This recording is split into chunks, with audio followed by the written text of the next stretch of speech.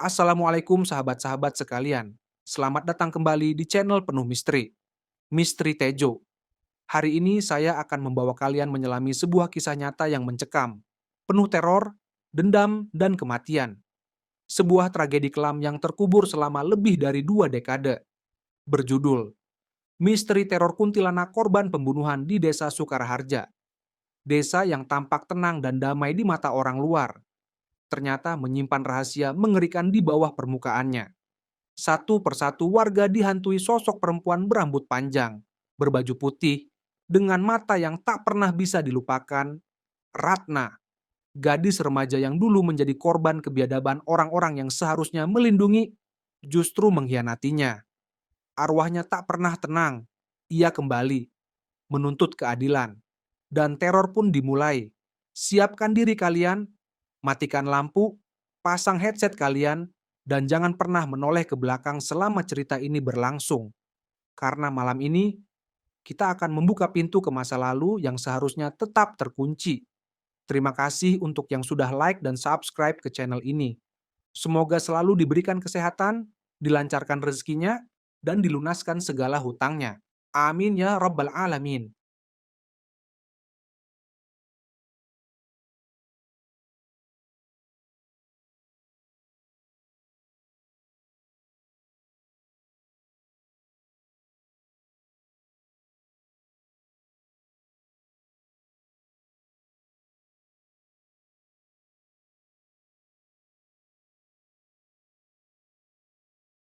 Malam menelusuk masuk ke desa Sukaraharja dengan sunyi yang mencekam.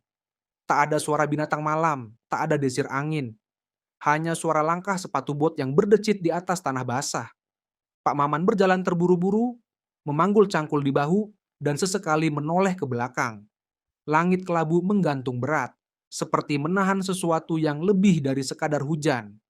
Hutan bambu yang ia lintasi mulai gelap, nyaris tak terlihat tanah di bawahnya. Pak Maman mempercepat langkah, namun derap kakinya justru terdengar seperti gema langkah lain yang mengikutinya dari belakang. Suara ranting patah, suara napas tercekat, lalu terdengar suara perempuan tertawa pelan, lirih, seperti tercekik. Mamaan, langkah Pak Maman terhenti, matanya melebar, napasnya memburu. Ia memutar tubuhnya pelan-pelan. Dari balik batang bambu yang tinggi dan rapat muncul sesosok perempuan berambut panjang, berkebaya putih kusam, berdiri tak menyentuh tanah.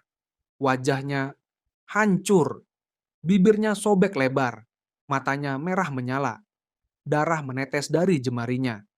Pak Maman berteriak, tapi tak terdengar suara dari mulutnya. Tubuhnya kaku, lututnya bergetar. Kuntilanak itu mengeluarkan suara jeritan melengking sebelum menghilang di udara. Namun jeritannya masih menggema di telinga Pak Maman bahkan saat ia roboh ke tanah. Pagi harinya, warga menemukan tubuh Pak Maman tergantung di pohon beringin tua dekat sumur desa. Lidahnya terjulur, matanya terbuka lebar seperti menatap sesuatu yang amat mengerikan sebelum ajal menjemput. Warga geger. Itu kematian ketiga dalam 2 bulan terakhir. Semuanya ditemukan di dekat sumur tua. Dan semuanya dalam kondisi yang tak wajar. 3 hari kemudian, langit kota mendung. Nadia menatap layar laptopnya dengan dahi mengernyit. Ia membaca berita dari portal lokal tentang kematian aneh di desa Sukaraharja. Reporter lokal menulisnya dengan nada misterius. Kutukan sumur tua. Nadia adalah jurnalis independen. Ia memang punya kebiasaan aneh, mengejar berita yang tak biasa. Dan kali ini, berita itu terlalu menarik untuk dilewatkan. Ia merogoh saku jaketnya, mengambil ponsel, lalu menghubungi seseorang. Aku butuh alamat lengkap desa Sukaraharja. Kirim lewat email, katanya cepat. Aku berangkat malam ini. Perjalanan menuju Sukaraharja tak mudah. Butuh 6 jam dari kota, dengan 2 kali ganti kendaraan dan 1 jam terakhir melewati jalanan rusak penuh lubang. Sopir ojek yang membawanya enggan bicara sepanjang jalan. Saat mereka sampai di gerbang desa, sopir itu menatap Nadia tajam. Aku tunggu sampai matahari turun. Kalau kau belum keluar dari sini, aku tinggal. Nadia hanya mengangguk. Ia menatap gerbang desa yang tampak tua dengan kayu-kayu yang mulai lapuk. Di atasnya tergantung papan kayu bertuliskan, "Selamat datang di desa Sukaraharja." Langkah pertama Nadia di desa itu terasa berat, seperti ada sesuatu yang menekan dadanya. Ia menarik napas panjang, lalu berjalan melewati rumah-rumah tua yang sepi. Warga hanya menatap dari balik jendela. Tak ada yang menyapa, tak ada yang bersuara. Penginapan satu-satunya di desa itu terletak di belakang balai desa. Rumah kayu tua dengan halaman berumput liar. Seorang wanita tua membukakan pintu untuknya. "Namamu Nadia, kan?" Suara wanita itu serak. "Kamar ada di lantai atas. Jangan buka jendela malam hari, dan jangan tanya kenapa." Wanita itu bernama Mak Inem, pemilik rumah sekaligus orang tertua di desa. Matanya tajam, seperti bisa menembus isi pikiran. Malam pertama Nadia di Sukaraharja tak tenang. Sekitar pukul 2 dini hari, ia terbangun karena mendengar suara tangisan. Ia bangkit dari ranjang, membuka pintu kamar pelan. Tangisan itu terdengar dari arah sumur belakang. Ia menoleh ke jendela. Ingat larangan Mak Inem, tapi rasa penasaran menang. Ia membuka jendela sedikit. Angin dingin menerpa wajahnya. Di halaman belakang, ia melihat sosok perempuan berdiri di tepi sumur. Rambut panjangnya menjuntai sampai tanah. Kebaya putihnya berkibar pelan. Tangan perempuan itu bergerak. Ia menunjuk langsung ke arah kamar Nadia. Nadia mundur, menutup jendela, lalu terjatuh ke lantai dengan tubuh gemetar. Ia ingin lari, tapi tubuhnya kaku. Saat akhirnya ia bisa bergerak, suara ketukan terdengar dari arah pintu kamar. 3 kali, pelan tapi tegas. Ketukan itu berhenti, tapi suara tangisan dari luar jendela terus terdengar hingga fajar. Pagi harinya Nadia memberanikan diri keluar. Ia bertemu dengan beberapa warga di warung kecil. Tapi begitu ia menyapa, semua terdiam. Seorang pria paruh baya akhirnya berkata, "Kau dengar tangisan itu, ya? Itu Ratna. Arwahnya belum tenang." "Ratna siapa?" tanya Nadia cepat. "Wanita yang dibunuh 5 tahun lalu, diperkosa dan dicekik. Mayatnya dibuang ke sumur belakang balai desa. Tapi kasusnya ditutup. Tidak ada pelaku yang dihukum. Semua ditutupi." Nadia mencatat dalam hati. Ratna, sumur, pembunuhan, motif balas dendam dari arwah penasaran. Cerita klasik, tapi sesuatu dari cara pria itu bicara membuatnya yakin bahwa ini bukan cerita biasa. Ia kembali ke penginapan dan menemui Mak Inem. "Kau ingin tahu tentang Ratna?" tanya Mak Inem tanpa diminta. "Dia tidak akan tenang sampai seluruh desa ini membayar atas yang terjadi padanya." "Kenapa kau bilang seluruh desa?" tanya Nadia. "Karena semua tahu, tapi semua diam. Mereka biarkan dia dibunuh. Karena takut. Karena pelakunya orang-orang penting di desa ini." Nadia membeku. Cerita ini lebih dalam dari yang ia kira. Bukan sekadar arwah penasaran. Ini soal kejahatan yang ditutup rapat oleh satu desa. Malam berikutnya, Nadia kembali mendengar tangisan.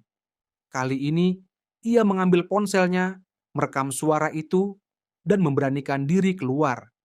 Ia menuruni tangga pelan-pelan, melewati ruang tengah yang dingin, lalu membuka pintu belakang menuju sumur. Tangisan itu semakin jelas. Ia berjalan perlahan, menyusuri rerumputan basah. Sumur tua itu tampak seperti mulut raksasa menganga di kegelapan. Dan di pinggirnya, sosok perempuan itu kembali berdiri. Tapi kali ini, perempuan itu menoleh. Wajahnya hancur, seperti luka terbuka. Darah merembes dari rongga matanya. Tangannya terulur. "Aku belum tenang." Suara itu menggema langsung di kepala Nadia, bukan di telinga. Seperti bisikan dari dalam dirinya sendiri. Seketika angin bertiup kencang. Daun-daun berputar liar, pintu belakang penginapan terbanting. Dan saat Nadia menoleh ke belakang, ia melihat bayangan hitam berdiri di depan pintu. Nadia berlari, tapi suara tawa melengking menggema di seluruh desa. Warga keluar rumah. Semua menatap ke langit yang kini berubah merah. Seorang anak kecil menangis menunjuk ke arah langit. "Tante Ratna marah," katanya. Langit Sukaraharja malam itu memerah seperti darah. Dan cerita baru saja dimulai. Pagi yang seharusnya tenang di desa Sukaraharja berubah menjadi hiruk-pikuk sunyi yang menyimpan kecemasan. Warga berjalan tergesa-gesa, menutup jendela dan pintu lebih awal dari biasanya. Anak-anak tidak lagi bermain di tanah lapang. Semuanya seperti tahu, malam tadi adalah awal dari sesuatu yang lebih buruk. Nadia duduk di teras penginapan dengan mata merah dan tubuh lelah. Malam tadi ia tak benar-benar tidur. Setiap kali memejamkan mata, suara tangisan dan bisikan Ratna menggema di telinganya. Ia membuka ponsel, memutar ulang rekaman semalam. Tapi anehnya, yang terekam hanya suara angin. Tak ada tangisan, tak ada suara langkah. Hanya dengungan samar seperti dari dalam gua. Mak Inem muncul dari dalam rumah membawa segelas teh panas. Kau pikir bisa merekam arwah? Katanya pelan, duduk di samping Nadia. Dia tidak ingin suaranya didengar siapapun, kecuali mereka yang harus mendengarnya. Nadia menatap wajah tua itu mencoba mencari jawaban. Kau tahu siapa yang membunuh Ratna, Mak? Mak Inem tidak langsung menjawab. Ia menyesap tehnya perlahan, lalu berkata, ada 3 orang, semua laki-laki, semua pejabat desa. Ratna diperkosa bergiliran, lalu dicekik dengan selendangnya sendiri. Mereka buang tubuhnya ke sumur.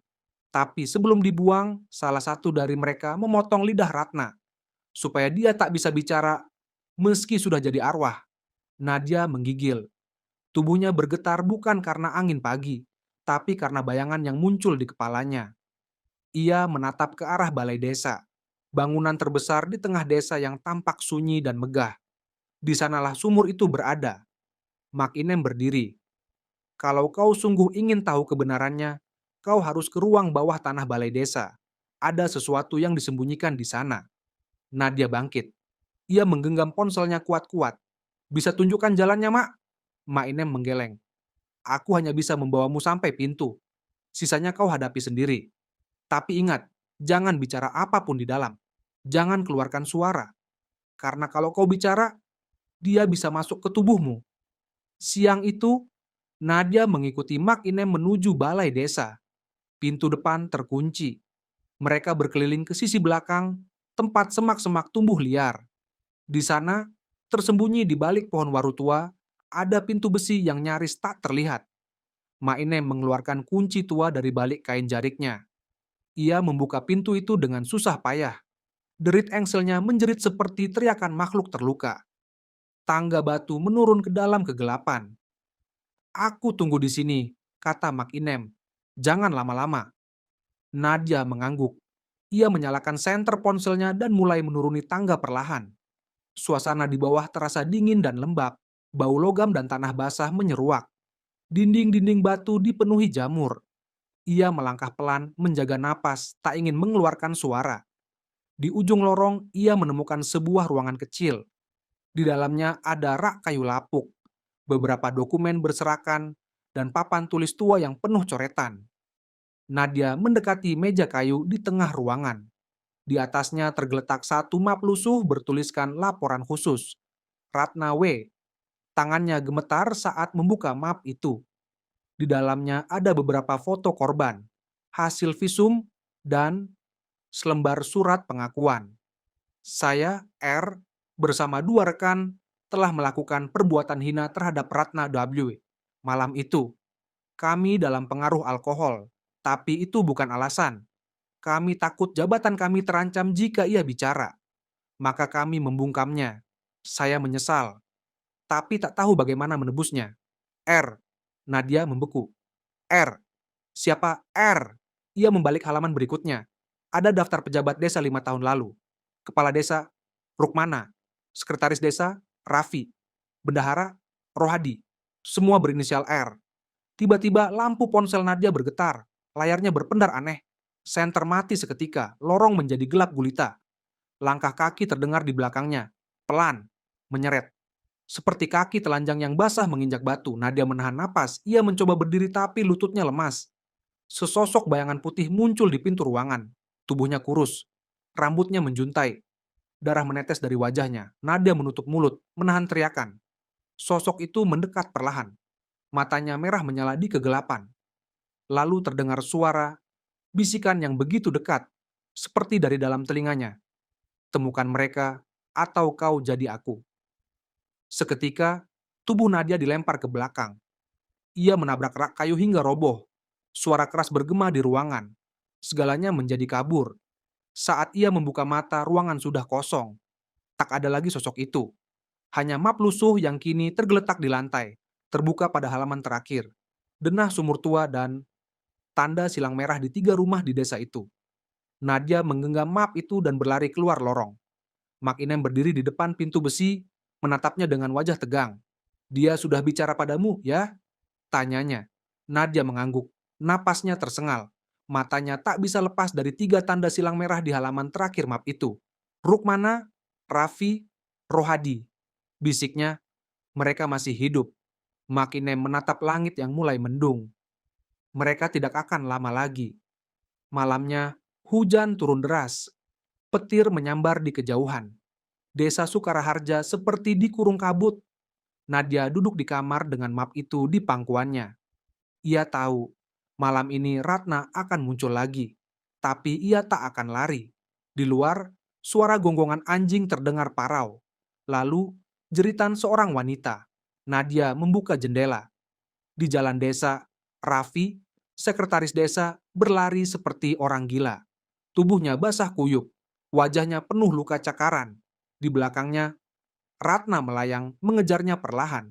Warga berteriak, beberapa mengurung diri, tapi sebagian menonton dari balik pintu. Raffi tergelincir di tanah becek. Ia merangkak menangis memohon ampun. Maafkan aku, tolong, jangan. Ratna menunduk menyentuh wajahnya. Seketika tubuh Raffi kejang. Mulutnya menganga. Darah muncrat dari telinganya. Ia mengerang. Lalu tubuhnya terdiam. Mati. Ratna menoleh. Menatap langsung ke arah jendela kamar Nadia. Dan tersenyum.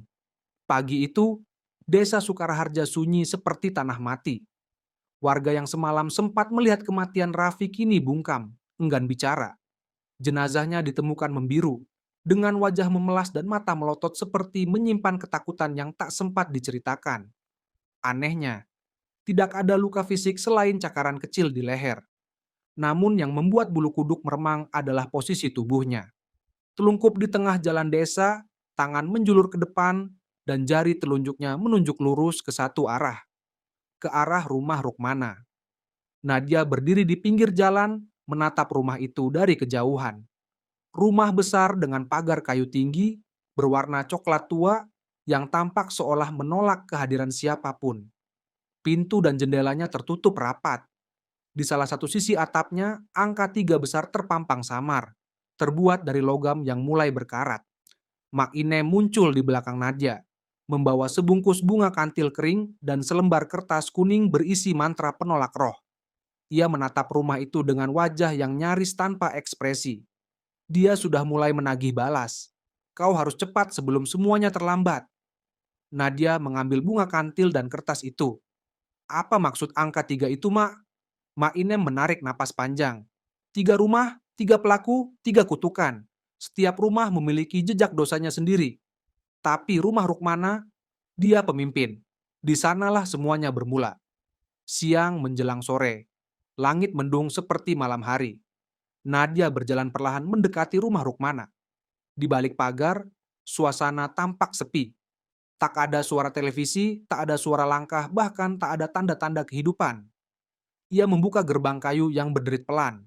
Bau tanah basah bercampur bau bangkai menyambutnya. Langkahnya tertahan saat melewati taman kecil di depan rumah. Di sana tertancap papan kecil bertuliskan, "Tanah ini tak suci, jangan menginjaknya jika tak siap kehilangan arah." Nadia mengabaikannya. Ia mengetuk pintu depan. Tak ada jawaban. Ia mengetuk lagi. Masih sunyi. Namun saat hendak berbalik, tiba-tiba pintu terbuka sendiri perlahan, mengeluarkan suara decit panjang seperti rintihan. Ruang tamu di dalam rumah itu gelap. Udara dingin dan lembab seperti bawah tanah. Nadia melangkah masuk perlahan, menyalakan senter ponselnya. Debu tebal menutupi setiap permukaan furnitur. Tirai-tirai panjang melambai pelan seolah tertiup angin dari dimensi lain. Di sudut ruangan ada kursi goyang tua yang bergerak pelan. Di atasnya tergantung selendang putih. Nadia mengenal selendang itu. Ia melihatnya di mimpi. Selendang Ratna. Seketika suara tangisan lirih terdengar dari arah dapur.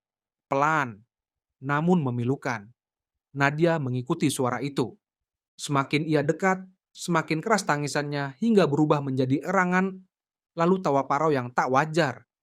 Pintu dapur terbuka sendiri, dan di dalamnya duduk seorang pria tua dengan kepala tertunduk. Rambutnya putih, wajahnya tirus. Di depannya setumpuk foto-foto lama berserakan di atas meja. Pria itu adalah Rukmana. Nadia melangkah pelan mendekatinya. "Pak Rukmana?"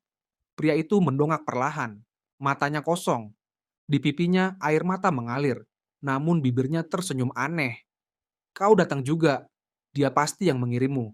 Nadia mengangguk. "Ratna." Rukmana tertawa lirih. "Dia cantik, pintar, lugu. Kami ingin mempermainkannya sebentar, lalu membayar dia untuk bungkam. Tapi dia melawan. Dia menjerit. Dia menyumpahi kami." Ia meremas rambutnya sendiri, lalu menampar pipinya keras-keras.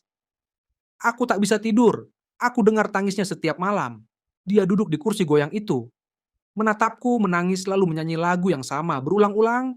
Tiba-tiba suara nyanyian anak kecil terdengar dari ruang tamu. Nadia terpaku. Lagu Nina Bobo, namun nadanya sumbang, pelan dan menyeramkan. Rukmana berdiri, matanya mendelik liar. "Dia datang lagi! Dia datang lagi!" Tiba-tiba pintu-pintu rumah tertutup sendiri. Lampu berkedip. Tirai-tirai berterbangan tanpa angin. Angin dingin menyerbu masuk seperti menyapu nyawa dari tubuh. Selendang putih terbang dari kursi goyang, melilit leher Rukmana dalam sekejap.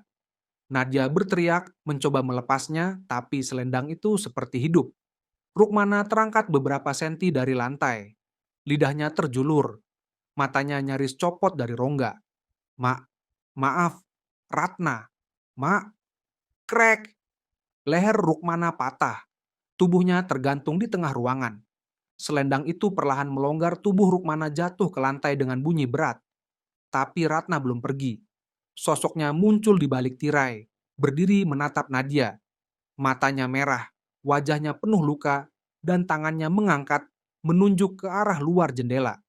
Nadia mendekat dan menatap ke arah yang ditunjuk. Rumah ketiga, rumah Rohadi. Malamnya, kabar kematian Rukmana menyebar seperti angin. Warga tak berani keluar rumah. Beberapa bahkan mulai meninggalkan desa. Tapi Nadia tahu, semuanya belum selesai. Belum. Ia duduk di kamarnya menatap peta desa. 3 rumah, 3 dosa, 2 telah ditebus. Tersisa 1. Tapi ada sesuatu yang aneh di catatan Rukmana yang ditemukan Nadia di rumahnya. Ada 1 lembar kertas kecil ditulis dengan tangan gemetar. "Bukan hanya kami bertiga, ada yang menyuruh, ada yang menyaksikan. Dan dia masih di sini, menyamar sebagai penyelamat." Nadia menatap kalimat itu lama, lalu perlahan menoleh ke arah cermin. Bukan karena ia mencurigai dirinya sendiri, tapi karena Ratna berdiri di belakangnya. Cermin di kamar penginapan Nadia memantulkan sosok Ratna dengan jelas. Rambutnya yang panjang menutupi sebagian wajah, sementara matanya yang merah menyala menatap Nadia tanpa berkedip. Tidak ada suara, tidak ada angin, hanya keheningan yang seolah membungkam seluruh isi dunia. Nadia menoleh cepat ke belakang. Kosong. Ia kembali menatap cermin. Ratna masih berdiri di sana. Perlahan, Ratna mengangkat tangan dan menunjuk ke arah pintu kamar. Nadia berdiri mendekati pintu dengan hati-hati. Ia tempelkan telinganya. Dari luar terdengar suara langkah kaki pelan, lalu berhenti. "Ma Inem?" tanya Nadia dengan suara bergetar. Tak ada jawaban. Tapi tiba-tiba ada suara ketukan 3 kali. Pelan, teratur, dingin. Ketika Nadia membuka pintu, lorong penginapan kosong. Tak ada siapapun. Hanya secarik kertas yang tergelincir masuk ke dalam kamarnya. Ia mengambilnya. Tertulis dengan huruf besar, mencakar dan kasar. Yang menyaksikan bukan hanya lelaki. Napas Nadia tercekat. Ia duduk di tepi ranjang, matanya membelalak menatap tulisan itu. Apakah ini berarti ada pelaku keempat? Seorang wanita? Pagi harinya, Nadia kembali ke balai desa. Ia ingin membuka arsip lebih dalam lagi. Kali ini ia tidak sendiri. Pak Harto, mantan guru desa yang kini menjadi relawan pengurus balai desa, menawarkan bantuannya setelah mendengar kematian Raffi dan Rukmana. Saya tahu ada yang tidak beres sejak lama, kata Pak Harto, berjalan di depan sambil membawa obor kecil sebagai penerang ruang bawah tanah. Tapi kami semua takut. Dulu, waktu Ratna dibunuh, saya sempat melihat seseorang keluar dari kantor kepala desa. Tapi dia bukan laki-laki. Nadia berhenti melangkah. Siapa? Pak Harto menoleh. Wajahnya pucat. Saya tak berani menyebut namanya. Tapi dia sekarang dikenal sebagai orang suci di desa. Orang yang semua warga minta tolong saat diganggu arwah Ratna. Mainem, Pak Harto menunduk. Tidak menjawab. Tapi Nadia tahu itu bukan jawaban diam. Itu pengakuan tanpa suara. Sementara itu, Mainem sedang duduk di dapur rumahnya, menumbuk sesuatu dalam cobek batu. Wajahnya tenang, seperti biasa. Namun dalam matanya ada sesuatu yang berubah. Seolah dia tahu waktunya untuk menghadap datang lebih cepat dari yang dia perkirakan. Di rak atas tersimpan kotak kayu kecil berukir. Kotak itu digembok dengan besi hitam. Di dalamnya disimpan sebuah kalung emas dengan liontin merah darah. Kalung itu milik Ratna. Nadia kembali ke penginapan menjelang sore, membawa berkas-berkas lama yang ia fotokopi dari arsip balai desa. Ada satu nama yang berulang muncul dalam catatan administrasi Ratna, Sri Inem. Nama lengkap Mak Inem. Ia adalah kepala posyandu saat itu. Bukan hanya mengenal Ratna, tapi juga salah satu wanita yang menyambut remaja desa baru di program kerja bakti desa. Termasuk mengatur tempat tinggal mereka saat pelatihan berlangsung. Dalam catatan, tertulis Ratna sempat melaporkan pelecehan verbal dari rekan kerja yang ditutup oleh atasan langsungnya. Atasannya, Ma Inem. Malam menjelang cepat. Langit menghitam sebelum matahari benar-benar tenggelam. Nadia berjalan cepat menuju rumah Mak Inem. Kali ini, tak ada keraguan. Ia membawa rekaman suara dari Pak Harto dan fotokopi catatan lama. Ia mengetuk pintu rumah wanita tua itu dengan keras. Pintu dibuka perlahan. Mak Inem berdiri di ambang pintu, masih mengenakan kain batik dan kebaya usangnya. Tapi senyumnya berbeda malam itu. Bukan senyum lembut seorang nenek, tapi senyum getir seseorang yang siap menerima vonis. Kau sudah tahu, ya? Nadia mengangguk. Kau tidak ikut membunuh, tapi kau tahu sejak awal. Kau diam saat Ratna diperkosa. Kau diam saat dia dibunuh. Bahkan kau bantu sembunyikan semuanya. Ma Inem menatap lantai sejenak. Aku takut. Mereka bilang kalau aku bicara, anakku akan dibunuh. Aku memilih diam. Tapi aku selalu dihantui. Aku lihat dia setiap malam duduk di sudut dapur. Matanya penuh luka. Nadia mengeluarkan kalung dari dalam tasnya. Kalung Ratna yang ditemukan di loteng balai desa. Kalung itu ternyata punya kode ukiran kecil di bagian belakangnya. Kode yang hanya diketahui oleh korban. Saat Nadia menunjukkan kalung itu, Mainem menjerit. Itu, dia berikan padaku. Sebelum dia mati. Dia minta aku menyimpannya.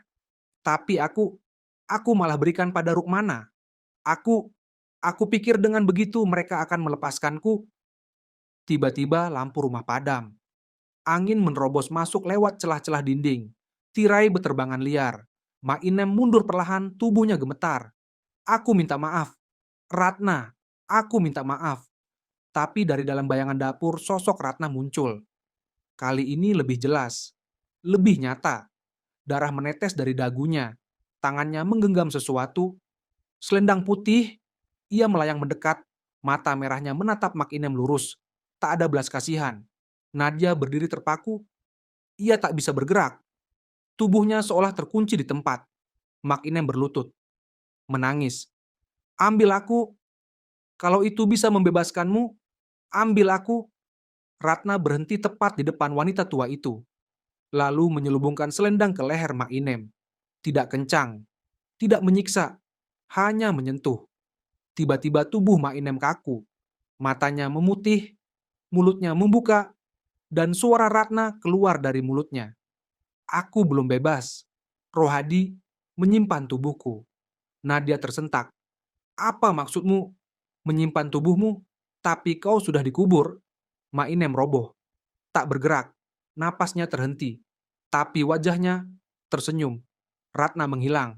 Tapi udara tetap dingin. Nadia berdiri, tubuhnya bergetar. Matanya menatap langit malam yang kini benar-benar hitam. Tak ada bintang, tak ada bulan, hanya satu yang kini pasti. Rohadi adalah akhir dari semuanya. Dan di bawah tanah rumahnya ada rahasia terakhir yang belum terungkap. Langit Sukaraharja kembali ke labu. Kabut turun lebih awal pagi itu menyelimuti desa seperti selendang putih raksasa yang melayang tanpa arah. Di antara kabut yang tebal, suara gonggongan anjing terdengar serak disusul lolongan panjang yang memecah keheningan. Nadia berdiri di depan rumah terakhir dalam peta dosa itu, rumah Rohadi. Berbeda dengan dua rumah sebelumnya, rumah ini terlihat masih cukup terawat.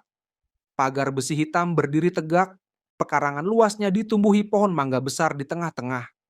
Namun, aura yang menyelubunginya justru lebih dingin, lebih senyap, seperti kuburan yang baru saja digali. Nadia sudah tahu yang ia hadapi kali ini bukan sekadar pengakuan. Ini adalah akhir, titik di mana segala kengerian selama ini berasal, dan bisa jadi titik di mana ia sendiri akan ikut tenggelam. Pintu pagar terkunci, tapi rantainya berkarat, mudah dirusak. Nadia mengambil batu besar dan menghantamkan ke gembok besi itu hingga patah. Pintu terbuka perlahan, mengeluarkan decit panjang yang menggaruk syaraf. Ia melangkah masuk dengan hati-hati. Langkahnya berat, seolah tanah yang ia injak tidak ingin diinjak. Bayangan pepohonan menari di antara kabut, menciptakan siluet-siluet aneh yang menyesatkan pandangan. Begitu mendekati pintu utama rumah, Nadia berhenti. Ada bau, bukan bau bangkai biasa. Ini bau daging busuk bercampur darah dan tanah lembab. Bau yang pernah ia cium di kamar jenazah saat kuliah kedokteran dulu, saat mayat disimpan terlalu lama tanpa formalin. Bau itu datang dari bawah. Ia mengetuk pintu. Tak ada yang menyahut. Tapi suara langkah dari dalam rumah terdengar pelan, seperti seseorang yang menyeret kaki. Berat, terseret. Satu langkah, dua langkah, lalu hening. Tiba-tiba pintu terbuka sendiri. Rohadi berdiri di sana. Lelaki paruh baya itu mengenakan baju koko lusuh, celana panjang hitam yang penuh debu, dan wajah yang tirus dengan mata cekung. Tapi bukan itu yang membuat Nadia tercekat. Di belakangnya tergantung di dinding sebuah cermin besar dengan tulisan merah. Kau yang terakhir. Silakan masuk, Nadia, kata Rohadi dengan suara parau. Kau sudah terlalu dekat untuk mundur sekarang. Nadia masuk. Jantungnya berdebar. Di ruang tamu tak ada perabot. Hanya lantai semen dan dinding polos. Di pojok ruangan ada tangga kayu menurun ke bawah tanah. Aku tahu kau mencariku, tapi yang kau cari bukan aku. Dia di bawah, bisik Rohadi menunjuk ke arah tangga. Nadia ragu. Kenapa kau simpan tubuhnya? Rohadi tersenyum. Senyum yang tak manusiawi. Karena dia belum selesai, dan aku belum selesai dengannya. Tangga kayu itu menurun tajam. Udara di bawahnya begitu lembab, penuh jamur. Semakin dalam Nadia turun, semakin gelap dan pengap. Cahaya ponselnya bergetar, seolah enggan menyinari tempat itu. Setelah beberapa anak tangga, ia tiba di ruang bawah tanah. Ruangan itu luas, berdinding tanah, dan di tengahnya ada satu benda mencolok. Sebuah peti mati. Tapi bukan peti biasa. Peti itu terbuat dari kayu jati tua, diikat rantai dan ditutup dengan jaring-jaring benang wol merah. Di sekeliling peti dipasang dupa-dupa kecil yang belum lama dibakar. Rohadi menyusul Nadia dari belakang. Kuburan ini bukan kuburan, ini penjara. Ratna tak bisa pergi karena tubuhnya tidak dimakamkan dengan layak. Rohnya terperangkap di sini. Tapi, aku juga tidak bisa melepaskannya. Kenapa tidak? Tanya Nadia menahan emosi. Rohadi menunduk. Karena aku jatuh cinta padanya. Hening. Hanya suara tetes air dari langit-langit tanah yang menemani pengakuan itu. Aku ikut saat mereka membawanya. Tapi aku tak menyentuhnya. Aku ingin menghentikan mereka, tapi aku terlalu pengecut. Setelah dia mati, mereka buang jasadnya di sungai. Tapi aku mengambilnya. Diam-diam. Malam itu aku membawanya ke sini, dan aku menyimpannya. Nadia menggertakkan gigi. Kau egois. Kau pikir kau mencintainya, padahal kau hanya menyiksanya. Dia tidak bebas. Rohadi tertawa. Tawanya serak, mirip tangis. Aku tahu, tapi setiap malam aku dengar suaranya. Dia memanggilku. Dia bicara padaku. Kadang Aku bisa lihat dia berjalan di lorong rumah ini, duduk di ujung ranjangku. Dia bukan hanya hantu, Nadia. Dia kutukan. Tiba-tiba seluruh ruangan bergetar. Tanah berderak. Suara tangisan menggema dari balik dinding. Dupa-dupa padam satu persatu. Cahaya ponsel Nadia mati. Dalam kegelapan, sosok putih melayang keluar dari peti, menembus jaring merah itu seolah tak ada apa-apa. Ratna berdiri. Rambutnya menutupi wajah. Tangan dan kakinya masih mengenakan pakaian sobek dan kotor. Tapi matanya sekarang menyala merah membara. Rohadi menjerit, mundur ke sudut ruangan. Maafkan aku, Ratna. Aku, aku cinta padamu. Ratna mendekat. Nadia tak bisa bergerak. Kakinya seperti dibekukan oleh udara dingin. Ratna meraih leher Rohadi dengan satu tangan. Di tangan satunya tergenggam pecahan kaca. Kaca dari cermin yang tergantung di rumahnya. Rohadi berteriak saat kaca itu menyayat wajahnya, menciptakan luka panjang dari pelipis ke dagu. Tapi Ratna tak berhenti. Ia menekankan kaca itu ke dadanya sendiri, lalu ke Rohadi. Darah hitam menetes ke lantai tanah. Tiba-tiba api menyala dari dupa yang sudah padam, menyulut jaring merah dan rantai. Peti itu terbuka, dan dari dalamnya muncul tumpukan tulang yang tersusun rapi, tapi tak lengkap. Ada bagian tengkorak yang retak, ada kain selendang yang membungkus kaki, dan di dada tulang itu tergantung kalung yang hilang. Kalung Ratna. Ratna meletakkan kaca berdarah itu ke dada tulangnya sendiri, lalu berbalik menatap Nadia. Sekilas, wajah Ratna berubah. Tak lagi rusak, tak lagi menyeramkan. Wajahnya cantik, muda, penuh luka, tapi juga penuh kelegaan. Ia mengangguk dan menghilang dalam sekejap. Rohadi terkapar. Wajahnya berdarah, tubuhnya menggigil. Tapi ia masih hidup. Nadia berjalan pelan, membuka ponselnya, merekam semua yang ada di ruang bawah tanah. Ini adalah bukti terakhir. Pagi menjelang, kabut perlahan tersibak. Untuk pertama kalinya dalam seminggu, matahari muncul di langit Sukaraharja. Tapi Nadia tahu, belum semua berakhir. Ia berdiri di gerbang rumah Rohadi, menatap ke arah utara desa. Di ujung jalan, berdiri seseorang yang tidak ia kenal. Seorang perempuan muda, mengenakan seragam sekolah putih abu-abu. Rambutnya dikuncir dua, dan senyumnya penuh misteri. Nadia menyipitkan mata. Siapa itu? Tapi saat ia hendak mendekat, gadis itu menghilang di antara kabut. Dan angin kembali membawa bisikan lirih. Aku belum selesai. 3 hari telah berlalu sejak peristiwa di ruang bawah tanah rumah Rohadi. Desa Sukaraharja tampak lebih tenang di permukaan. Tapi Nadia tahu, ketenangan itu hanyalah ilusi. Ada sesuatu yang belum tuntas. Ratna memang telah menemukan tubuhnya. Tapi pesan terakhir yang ia sampaikan masih membekas dalam pikiran Nadia. Aku belum selesai. Dan pagi itu, Nadia menerima telepon dari seorang guru tua di SMP Negeri Sukaraharja. Suaranya gemetar, tergesa, penuh ketakutan. Bu Nadia, saya temukan sesuatu di ruang arsip sekolah. Sesuatu yang saya rasa berhubungan dengan kasus Ratna. Nadia tak butuh waktu lama untuk memutuskan. Ia segera berangkat ke sekolah itu. Sekolah tua itu berdiri angkuh di kaki bukit kecil, dikelilingi hutan bambu. Bangunannya khas era 80-an, dengan cat tembok yang mulai pudar dan lantai tegel yang retak-retak. Tapi yang paling mencolok adalah gedung belakang. Gedung tua yang sudah lama tidak dipakai karena katanya berhantu. Di sanalah ruang arsip berada. Guru tua itu, Pak Sutarno, menyambut Nadia dengan wajah pucat. Ikut saya. Tapi tolong jangan bilang siapa-siapa dulu. Ia memandu Nadia menyusuri lorong sempit menuju ruang arsip di ujung gedung. Bau jamur dan debu menyeruak begitu pintu dibuka. Ruangan itu gelap dan lembab, penuh lemari besi berkarat dan tumpukan berkas kusut. Di dalam lemari itu, kata Pak Sutarno sambil menunjuk lemari tua di pojok. Saya sedang mencari buku induk siswa lama. Lalu saya temukan ini. Ia menyerahkan sebuah buku tulis kusam. Nadia membukanya. Isinya adalah catatan harian, bukan buku resmi sekolah. Tapi halaman pertama tertulis dengan jelas, Ratna Dewi, buku harian pribadi. Jantung Nadia berdegup cepat, ia duduk di lantai dingin, membuka lembar demi lembar buku itu.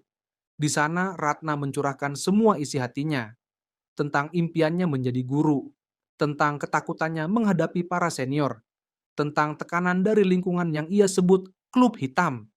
Salah satu halaman membuat Nadia tercekat. Mereka bukan sekadar melecehkanku.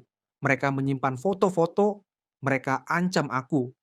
Bahkan ada perempuan yang ikut mengunci pintu ruang OSIS saat mereka mulai melakukan itu padaku. Aku dengar namanya, tapi aku tidak mengenalnya. Santi atau Shinta. Yang lebih menakutkan, ada guru yang melihat, tapi diam. Aku takut. Aku sangat takut. Jika aku hilang, mereka pasti yang membunuhku. Nama-nama itu tidak asing. Nadia mengenal mereka dari data alumni sekolah. Ia pernah melihatnya saat menyusun artikel sejarah pendidikan Desa Sukaraharja. Salah satunya kini menjadi kepala sekolah. Nadia berdiri di halaman sekolah, menatap gedung tua itu. Suara anak-anak yang sedang belajar terdengar dari kelas utama, tapi di sekeliling gedung belakang, suasana seolah terputus dari dunia luar. Ia memutuskan untuk masuk lebih dalam. Pak Sutarno menolak ikut. Saya, saya tidak sanggup. Saya sudah terlalu tua untuk melihat hantu lagi. Dengan senter di tangan, Nadia menyusuri lorong kelas lama. Dindingnya berlumut, jendela-jendelanya retak. Di salah satu kelas kosong, ia melihat meja guru yang masih utuh. Di bawah meja itu, ia menemukan peti kayu kecil, terkunci. Peti itu aneh, terbuat dari kayu ringan, tapi dihias dengan ukiran bunga dan tengkorak kecil. Tidak seperti kotak biasa. Ia mencoba membuka paksa. Berhasil. Di dalamnya tersimpan puluhan foto lama. Semua foto itu menunjukkan Ratna sedang berdiri bersama teman-temannya. Tapi di beberapa foto ada bayangan samar di belakangnya. Bayangan yang seolah bukan dari manusia biasa. Yang lebih mengerikan, di bawah tumpukan foto tersimpan sebuah pita kaset rekaman. Tertulis, Rapat OSIS 1997. Nadia kembali ke penginapan dan meminjam tape recorder dari Pak Harto yang kebetulan menyimpannya. Ia putar rekaman itu di malam hari, sendirian. Rekaman berdurasi 15 menit itu dimulai dengan suara tawa para remaja. Suara meja digeser, kursi ditarik, dan obrolan ringan. Tapi pada menit ke-6, suara-suara itu berubah. Udah siap belum? Kamera mana? Ratna udah masuk belum? Udah, tadi disuruh Pak Eko masuk sendirian. Dia pikir ini rapat beneran. Gua kunci ya pintunya. Buru, jangan sampai ada guru datang. Sinta, jagain lorong ya. Detak jantung Nadia makin cepat. Tangan gemetarnya nyaris menjatuhkan tape recorder. Suara Ratna terdengar. Pak, kok cuman saya?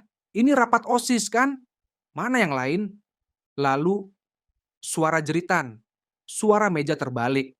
Ratna menjerit meronta. Suara lelaki tertawa. Suara piring pecah. Dan di menit terakhir, kalau lo ngadu Ratna, semua orang bakal lihat foto-fotonya. Lo tahu kan siapa yang backing kita? Guru juga diem. Siapa yang mau nolongin lo? Hah? Rekaman berhenti. Nadia tidak bisa berkata-kata. Keesokan harinya, Nadia menemui kepala sekolah, Bu Shinta. Wanita setengah baya itu mengenak seragam rapi, ramah di luar, tapi wajahnya berubah pucat saat Nadia menyebut nama Ratna. Kenapa tiba-tiba bicara soal itu? Tanyanya. Senyum palsu tak mampu menyembunyikan ketegangan di matanya. Nadia meletakkan buku harian dan kaset di atas meja. Ratna belum tenang. Dia ingin keadilan. Dia ingin yang ikut membungkamnya, juga ikut merasakan apa yang dia alami. Wajah Bu Shinta berubah, tidak lagi ramah. Kau tidak tahu apa-apa, itu masa lalu. Kalau semua dibuka, banyak orang akan hancur. Termasuk kau? Bu Shinta tidak menjawab.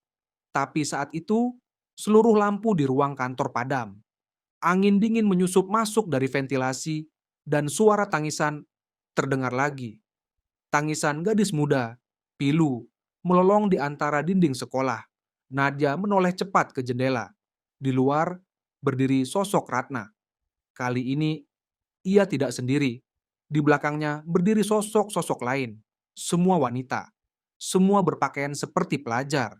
Wajah mereka pucat, tubuh mereka basah, dan mata mereka memandang tajam ke arah Bu Shinta. Satu persatu dari mereka menunjuk ke arah wanita itu. Lalu ruangan berguncang, kaset meledak, buku harian terbakar sendiri, dan cermin di belakang meja Bu Sinta retak menjadi dua. Darah menetes dari dinding, dan Bu Sinta menjerit histeris menutupi wajahnya. Ratna melangkah masuk ke dalam ruangan, tidak menyentuh lantai. Ia mengambang, dan dari mulutnya keluar suara lirih. Kau, yang terakhir. Setelah pertemuannya dengan Bu Sinta yang berakhir dengan kekacauan supranatural, Nadia merasa dirinya semakin tenggelam dalam misteri desa Sukaraharja. Sosok Ratna kini tidak hanya muncul sebagai roh penasaran, tetapi telah menjadi penuntut keadilan, membawa serta roh-roh lain yang bernasib sama. Malam itu Nadia tidak bisa tidur. Di kamarnya yang sempit di penginapan Pak Harto, dia terus memutar ulang apa yang terjadi siang tadi.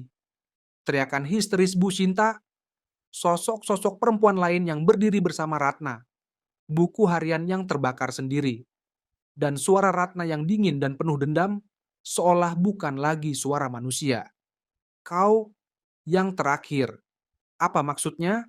Apakah itu berarti Bu Sinta adalah bagian terakhir dari lingkaran para pelaku? Ataukah masih ada yang belum terbongkar?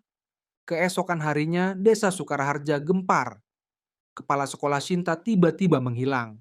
Kantor kepala sekolah digeledah pihak kepolisian karena ditemukan noda darah di dinding dan lantai yang tak bisa dijelaskan. Tapi tubuhnya tidak ditemukan dimanapun. Beberapa warga berspekulasi ia melarikan diri karena tekanan masa lalu. Namun Nadia tahu itu bukan pelarian, itu hukuman. Dan Nadia yakin Ratna belum selesai. Malam harinya Nadia kedatangan tamu tak terduga. Seorang pemuda bernama Yuda, anak dari penjaga sekolah lama. Ia membawa sesuatu yang bisa menjadi kunci baru bagi penyelidikan Nadia. Saya tahu ibu sedang menyelidiki kasus Ratna, katanya pelan. Ayah saya dulu sering cerita, tapi waktu itu saya terlalu kecil untuk mengerti.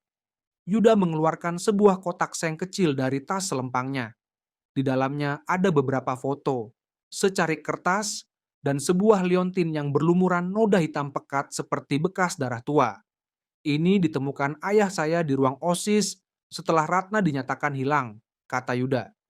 Ia tidak pernah menyerahkannya pada polisi. Katanya, takut kalau nanti dianggap fitnah. Nadia memeriksa isinya satu persatu. Ada satu foto yang menarik perhatiannya. Foto kelompok OSIS tahun 1997. Di barisan tengah terlihat wajah Ratna. Di sekelilingnya berdiri para senior, Tony, Wawan, Shinta, dan satu wajah yang membuat Nadia terdiam cukup lama, Pak Rohadi, pemilik rumah tempat Ratna ditemukan. Nadia menggigit bibir bawahnya. Sekarang semuanya mulai menyambung. Rohadi tidak hanya sekadar warga biasa. Ia adalah bagian dari kelompok itu. Liontin yang dibawa Yuda juga memiliki inisial R, D, W, Ratna Dewi Wulandari. Nadia tidak bisa menahan dirinya lebih lama. Malam itu juga ia kembali ke rumah Pak Rohadi. Meski rumah itu sudah ditutup polisi, ia tahu celah untuk masuk dari jendela samping ruang tamu. Begitu masuk, hawa dingin langsung menyergap tubuhnya. Tidak seperti dulu. Kali ini rumah itu seperti hidup. Lantainya berderit meski Nadia tidak bergerak, dan lampu gantung tua di ruang tengah berayun pelan meski tak ada angin. Nadia menyalakan senter kecil dan berjalan perlahan ke ruang bawah tanah. Kali ini ia ingin memastikan tidak ada sudut yang terlewat. Tangga kayu menuju ruang bawah tanah masih berderit sama seperti sebelumnya. Tapi ruangan di bawah terasa lebih sempit, seperti semakin menyatu dengan tanah. Ia menyorot senter ke arah pojok ruangan. Ada dinding bata yang tampaknya baru saja diplester kasar. Perlahan Nadia mendekat, menyentuhkan tangan ke permukaan dinding. Saat itu juga, hawa dingin menembus kulitnya. Jemarinya gemetar ketika ia melihat salah satu bata bergerak sendiri, tanpa suara, tanpa angin. Seolah menyambut kedatangannya. Ia dorong bata itu sedikit demi sedikit, hingga terbuka rongga kecil di baliknya. Lubang itu sempit dan gelap. Dengan napas teratur, Nadia mencoba masuk. Tubuhnya harus merayap seperti merangkak di liang kubur. Di dalamnya, Lorong itu berujung pada sebuah ruang kecil tak seberapa besar. Tapi yang dilihat Nadia di sana membuat tengkuknya meremang. Sebuah altar batu. Di atasnya ada beberapa helai seragam sekolah yang sudah membusuk. Di sisi altar, terdapat foto-foto lama yang telah dibakar sebagian. Namun satu hal yang paling mencolok, sebuah boneka tua berselimut kain kafan kecil dengan mata merah menyala menatap Nadia. Di belakang altar tergantung satu kalimat besar yang ditulis dengan darah kering, "Jangan lupakan aku." Nadia menelan ludah. Ia tahu ini bukan hanya tempat persembunyian. Ini adalah tempat pemujaan. Entah siapa yang melakukannya, tapi sepertinya Pak Rohadi atau seseorang dari kelompok OSIS itu telah menjadikan ruang ini sebagai tempat pengikat arwah Ratna, agar Ratna tidak bisa bicara, agar suaranya tetap terkubur. Namun semua itu gagal. Ratna justru menjadi lebih kuat. Nadia mencabut kain kafan dari boneka itu dan meletakkannya di dalam tas. Ia tahu, boneka itu adalah perantara kekuatan supranatural yang mengurung arwah Ratna selama bertahun-tahun. Jika benar, menghancurkannya mungkin bisa membebaskan Ratna, atau justru melepaskannya sepenuhnya. Malam itu, Nadia kembali ke penginapan. Ia membakar kemenyan dan berdoa dalam hati. Boneka itu ia letakkan di lantai, mengelilinginya dengan garam, lalu mulai menyalakan api kecil di atas tatakan logam. Tapi sebelum api menyentuh boneka, lampu kamar padam. Semua jendela terbuka sendiri, tirai menari liar, dan suara tangis memenuhi ruangan. Nadia mencoba bertahan. "Ratna, aku tahu kamu mendengar," ucap Nadia lirih. "Aku ingin menolongmu, tapi kau harus membimbingku. Siapa yang masih hidup? Siapa yang harus menerima keadilan?" Tangis itu berhenti. Lalu dari sudut ruangan, perlahan muncul sosok Ratna. Kali ini wajahnya tidak semengerikan sebelumnya. Ia tampak seperti gadis remaja biasa, mengenakan seragam putih abu-abu dengan rambut panjang terurai dan mata sayu yang menyimpan luka dalam. Ratna menunjuk ke arah jendela. Nadia mengikuti isyarat itu dan melihat mobil hitam melaju pelan di depan penginapan. Di dalamnya duduk seorang pria tua, rambutnya sudah memutih, tapi sorot matanya tajam dan licik. Pria itu adalah Pak Wawan, wakil kepala sekolah zaman dulu, yang kini menjadi anggota Dewan Perwakilan Rakyat Daerah Kabupaten. Ratna menoleh pada Nadia, matanya menyala lagi. "Dia pembunuh terakhir." Hujan turun deras malam itu membasahi tanah desa Sukaraharja yang sejak sore telah diliputi hawa mencekam. Petir menyambar langit seolah alam pun murka. Nadia berdiri di depan balai desa, tubuhnya basah kuyup, tas selempang menempel erat di tubuhnya. Berisi satu benda terakhir, boneka yang pernah mengurung Ratna. Di kejauhan, suara mobil Pak Wawan semakin mendekat. Ia baru saja kembali dari pertemuan politik di kota. Tak menyangka seseorang telah menunggunya di sini. Saat mobilnya berhenti, Nadia berdiri tegak di depan lampu depan, siluetnya samar di tengah kabut hujan. Pak Wawan turun, menatap tajam. "Kau siapa?" katanya lantang. Nadia melangkah maju, menatap pria itu tanpa gentar. "Aku orang yang akan membuka semua kebusukanmu." "Ngaco apa kamu?" Ratna ingat semuanya. Wajah Pak Wawan langsung berubah pucat. Tanpa memberi waktu, Nadia melemparkan boneka itu ke tanah, menyiramnya dengan bensin yang telah ia siapkan, dan menyulut api. Seketika api menyala terang. Angin berdesir kencang. Hujan seolah berhenti sesaat. Suara jeritan menggema dari boneka itu, jeritan dari dunia lain. Jeritan yang selama ini ditahan oleh perantara kotor itu. Api itu bukan api biasa. Api itu membuka portal yang selama ini tertutup oleh ritual jahat yang mengikat Ratna. Tiba-tiba, tanah bergetar. Pak Wawan mundur. Tubuhnya gemetar. Dari balik kabut, sosok Ratna muncul. Kali ini, tidak sendiri. Di belakangnya, puluhan arwah gadis berseragam sekolah putih abu-abu berdiri membentuk lingkaran. Mata mereka menyala merah. Senyap menyelimuti udara. Ratna melangkah perlahan. Setiap langkahnya membuat tanah di bawahnya membeku. Air hujan yang menyentuh tubuhnya langsung menguap. Ia menatap Pak Wawan, dan dalam sekejap, sosoknya berubah menjadi wujud yang paling ditakuti. Wajahnya rusak, lehernya bengkok, dan dari mulutnya menetes darah hitam pekat. Pak Wawan berteriak, "Maafkan aku, itu semua ide Rohadi, aku cuma." Ratna mengangkat tangan. Tubuh Pak Wawan terangkat ke udara, seperti dijerat oleh tali tak kasat mata. Dari tubuhnya, satu persatu luka lama terbuka. Pundaknya robek, matanya memutih, darah mengucur dari telinga dan hidung. Teriakannya berubah menjadi jeritan minta tolong, tapi tak seorang pun datang menolongnya. Nadia hanya menatap. Ia tahu, ini bukan urusannya lagi. Ini penghakiman yang datang dari langit. Dalam sekejap, tubuh Pak Wawan terbakar dari dalam. Api biru menyala tanpa menyentuh hujan. Jasadnya membatu, lalu retak perlahan, hancur menjadi abu ditiup angin malam. Begitu selesai, arwah-arwah di belakang Ratna mulai menghilang satu persatu. Tersenyum tipis seolah beban mereka akhirnya sirna. Hanya Ratna yang tersisa, berdiri di hadapan Nadia. Wujudnya berubah kembali menjadi gadis remaja biasa. Ia menatap Nadia, lalu tersenyum dengan mata yang berkaca-kaca. "Terima kasih, akhirnya aku bebas." Pelan-pelan, tubuh Ratna menghilang, menyatu dengan embun malam, menguap bersama kabut yang perlahan sirna dari desa itu. Pagi harinya, desa Sukaraharja kembali damai.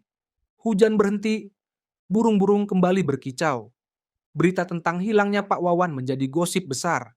Tak seorang pun bisa menjelaskan bagaimana ia lenyap tanpa jejak. Tapi Nadia tahu, semua telah selesai. Ia menulis semua kisah ini dalam buku catatannya.